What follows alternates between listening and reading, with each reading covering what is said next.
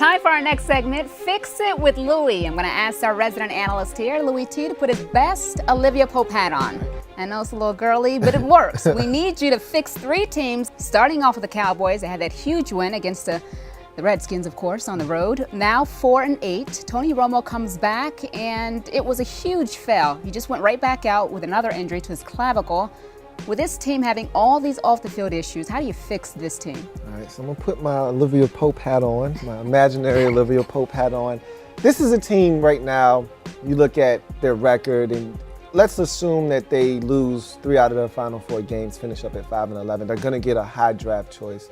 This isn't the most ideal draft to grab a quarterback, but it may be something that the Cowboys need to take a look at, because we see where this is going with Tony Romo. He's not a spring chicken. He's a guy that continuously gets injured, and they're counting on him and his production at the quarterback position. So that's definitely an area that they need to look at. But I challenged the Cowboys because I thought they dropped the ball last offseason when they let DeMarco Murray walk away and they elected to pass on the running back position in the draft and not address it in free agency, but, other than Darren McFadden, who has been okay for them, but he's not a game changer. They need a game changer. And if you're at, let's say, 5, and Ezekiel Elliott out of Ohio State is sitting there behind that offensive line, can you pass that up if you're the Dallas Cowboys? I don't think you do. I don't think you can. And so I think if you have a choice, let's say 5 to 7, and that kind of caliber of running back is sitting there, that would take their offense from a B-,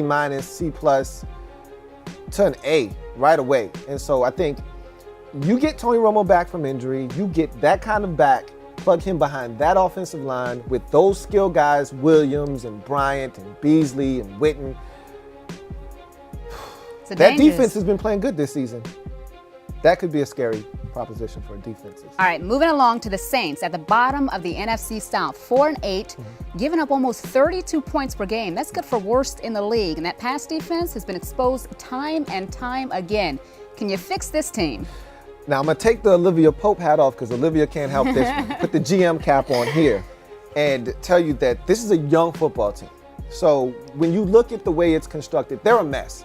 I don't think Sean Payton's going to be back. I don't think Drew Brees is going to be back. And I know those are gaudy statements, but this team right now to me is in disarray, and I think they're prepared to blow this thing up and start from the ground up. And we've seen the struggles of this defense this season. They're a really young defense. I actually like what they're doing on the defensive side of football, minus Brandon Browner. He's got to go. You get a new corner out there opposite of Keenan Lewis, and hopefully you can keep him healthy. He's been out all season long. And I really like what Delvin Breaux's been doing. So I think the defensive side of football, they're going to grow. They're a young team. They're going to grow there. Offensively is where you're going to have to do your most work. The offensive line is okay. It's not great. Their skill positions need some work. They need a big-time wide receiver. I like Brandon Cooks. I don't love Brandon Cooks. They could use a big-time playmaker there. They like Brandon Coleman. His hands are a little suspect. I think the tight end position has been good with Benjamin Watson, but you probably could upgrade that position. But the key there is quarterback. If Drew Brees isn't there anymore pulling the trigger, then who is? You have a backup quarterback right now in Luke McCown that you may feel good about getting you through the season while you allow a young guy to kind of learn the ropes. And they drafted a young quarterback last year, but I'm not sure if he's the guy either. So to me, it's a big fix in New Orleans, but it all starts to me with the quarterback position. All right, so I'm going to go ahead and take this imaginary Olivia Pope hat and put it in my lap because something tells me you can't fix this next one. You're right. The Cleveland Browns are 2-10 on the season, and Johnny Manziel has just been nothing short of a nightmare, a PR nightmare. How do you fix this situation?